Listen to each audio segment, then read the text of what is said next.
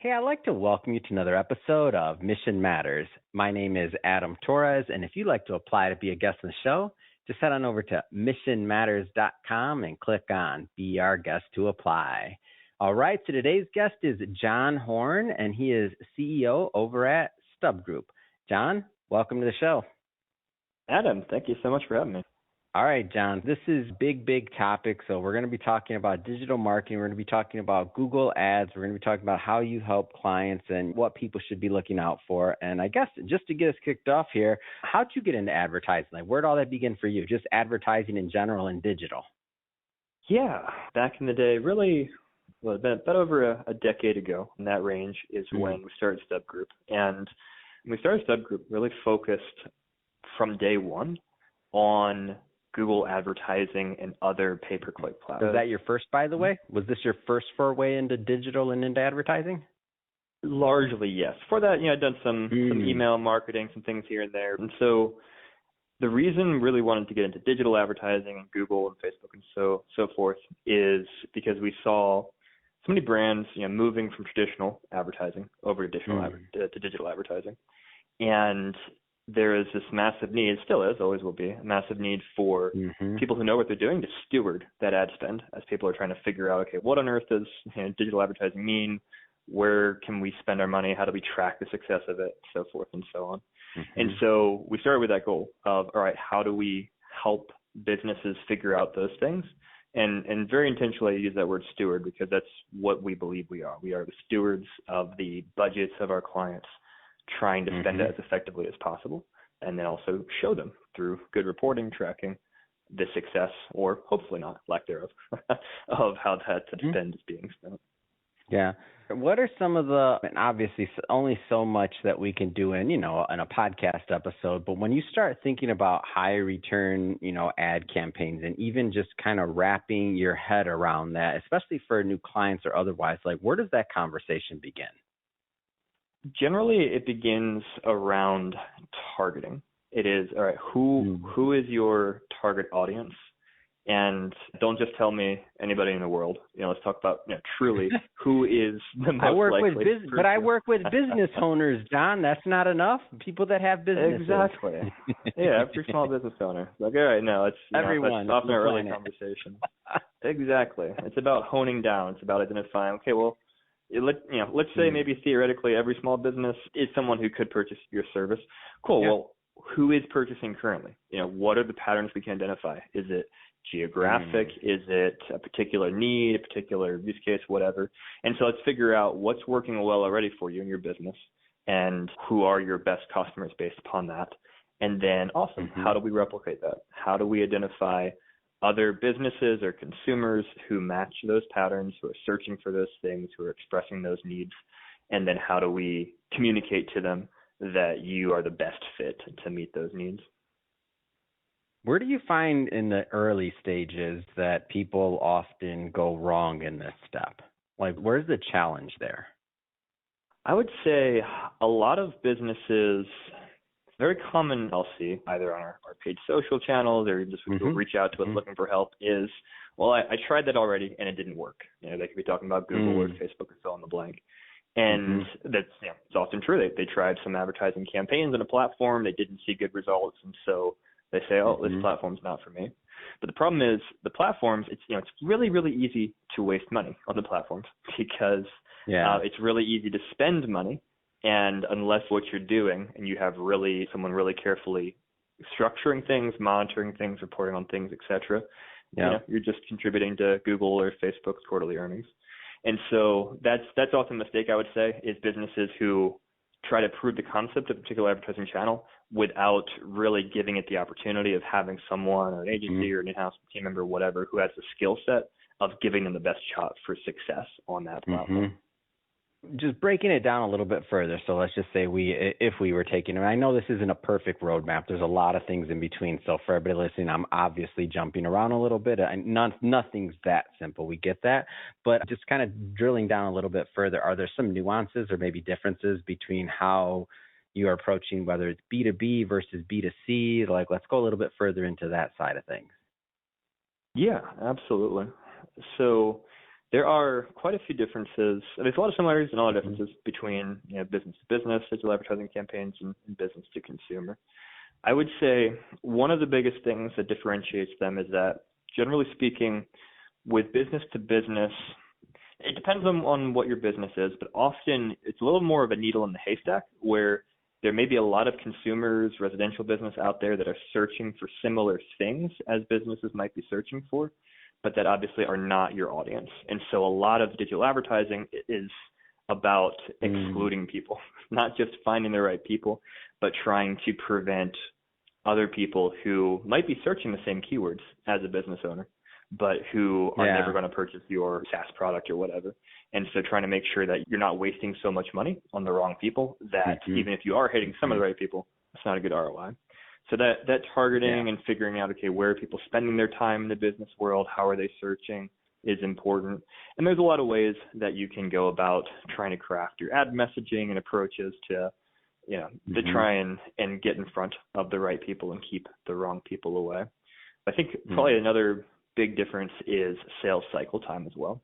So there's exceptions to every rule, but generally speaking, in the B2B space, the sales cycle between someone clicking through and actually purchasing a service or product or hiring you is often longer than on the consumer side of things. And so you've got to take that sales cycle into account as well when you're running advertising campaigns and analyzing performance and judging, hey, is this campaign working or not? Well, if it takes 6 months for you to turn a lead into a customer, you probably shouldn't decide 3 months in whether or not the campaign is working if you are getting leads into your pipeline. Obviously, if you're not getting any leads, then it's a moot point. But you've got to give yourself enough time to really get through that sales cycle and identify on the B2B side whether or not something is working well. Now, correct me if I'm off on this, the company specializes in Google Ads, correct? Yeah, I would say Google Ads is our number one focus. And then in addition to that, we also manage a number of other platforms like Meta and Microsoft and so forth. What's interesting, what's on your vantage point? We always hear about updates and other things that are going on, whether it's Google Ads or otherwise. You've been over a decade in on this, work with many, many clients. Let's say you stewarded a lot of assets in your day already, and with much more to come. What excites you right now? What's on your dashboard, or what's interesting to you that's happening in advertising right now in digital? I said the $1 billion question right now is how all of the language learning models. There's a lot of these. I like that. Go ahead. It's about how will or won't user behavior searching for things change with things like ChatGPT. With Google is in the process right now of making some significant changes to what the search engine results page looks like, incorporating their Gemini and different things. And so there's a lot of questions in the marketplace. Okay, how are people, is Google search going to remain the number one place that most people go to start their search for something? Is it going to be, 20% is going to ChatGPT or to other places? And so it's exciting because at the end of the day, all I care about is connecting our clients to customers. So I don't really care where they're spending their time, if that's on Google search, that's in ChatGPT, wherever. I want to figure out how can we make that connection. And I'm confident that the paid, advertising side of things is going to continue to play an important role in that, because every company wants to make money.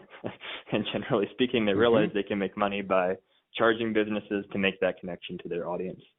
So it's really, and those are the fundamentals that go back to newspapers. I mean, how far back do we want to go, right? How as far back as we want to go, that's the fundamental way of how we add value, right? 100%. Yeah, it's one of the things I talk with the team, which is, look, there's these tools we use right now, Google Ads, Facebook, whatever. The tools are always going to change. They've changed massively over the last decade. Things have come and gone. The way things look like they do now are not going to look the same way in 10 years. But companies will always need to connect with customers.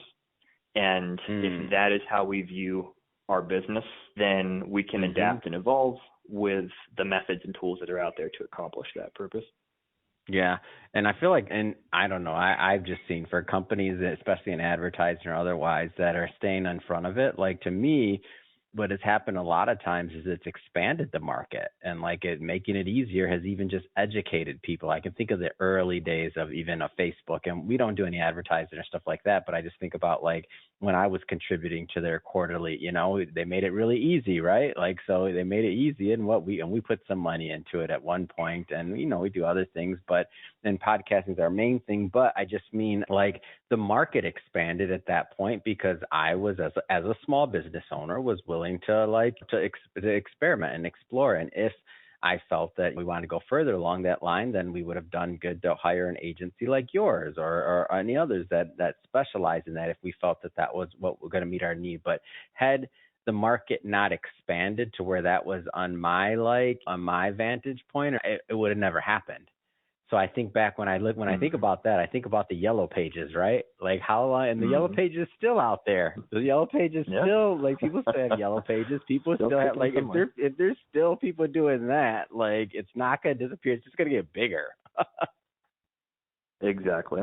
It will get bigger, and there'll be more opportunities, and also more opportunities for differentiations as there's more ways that people find that information.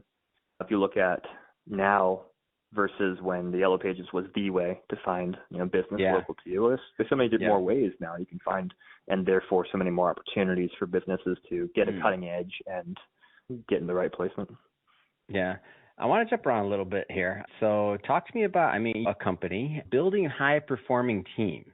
Like, what's some of your secret to keeping the team together? We've done a lot of things. Just for context, for somebody that may listen to this far into the future, it's 2024 May. We're post-pandemic. Like you've been in business obviously 10 years, so you've already weathered multiple storms. Like building high-performing teams. Like, talk to me about like some of your secrets or keys to success there. Yeah, we've done a lot of experiments over time. We've done the good, the bad, and the ugly, and trying to build a good team. Definitely learned some things along the way, and still learning every day. I think some of the things that we've learned are schooling, education is really not a focus, especially in the digital advertising space for me. I don't really care what your schooling was or what your degree was, because you can't learn in school what we do currently, generally speaking. You can learn high-level important things about running businesses, about marketing, ideas and concepts, etc. But you're not going to know how to sit down and run a Google Ads campaign. And if someone puts out a course, about that, by the time that course is published, it's probably not going to be accurate anymore because they've changed things since then. We're very much focused on experience and people who already kind of understand the platforms that we're looking to manage on behalf of our clients, and try and bring on people who have got some track record of success, and also looking at their character. So integrity is something that's very important to us. We are transparent with our clients. We don't mislead them, fudge numbers, things like that. And so it's very important to find people who are going to take that approach and be transparent internally and externally. If they make a mistake, own up to it. And it's important, too, to create a culture where if someone makes a mistake, it's not about, hey, let's go scream at that person, point fingers, and make them feel terrible. It's about, okay, this mistake, own up to it. How do we make sure we don't make this mistake again? And as long as we're making sure we're not continuing to make the same mistakes and always getting better and improving, that's what I want to see. And so by building that type of a culture, it makes people willing to be more transparent and say, hey, I did this thing. How do we fix this? As opposed to trying to hide those problems or issues or mistakes, and then they balloon into much greater problems that have to be dealt with. That's great. Well, I just have to say it has been a lot of fun having you on here, John. Lots more we could talk about, but we're about out of time for this particular episode. That being said, I know that people that are listening are going to have more questions. They might want you to check out a campaign that they're running or otherwise. How do people connect with your group and learn more about Stub Group? Yeah, best place to connect would be through our website, stubgroup.com. You can check us out on there, and we offer what we call our free consultation. So we'll take a look at advertising you're currently doing, tell you the good, the bad, and the ugly about it, and how we might do it differently. Or if you're just getting into the space, we'll kind of put an action plan together for you and give you some ideas on how we might start digital advertising for your business. Amazing. And for everybody listening, we'll put that information in the show notes so that you can just head right on over. And Speaking of the audience, if this is your first time with Mission Matters, we're all about bringing on business owners, entrepreneurs, and executives and having them share their mission, the reason behind why they do what they do, what we can all learn from that so that we can all grow together. If that sounds interesting to you, we welcome you. Hit that subscribe button. This is a daily show. Each and every day we're putting out new episodes and new entrepreneurs, and we don't want you to miss a thing. So again, hit that subscribe button. And John, again, thank you so much for coming on the show. Thanks so much, Adam.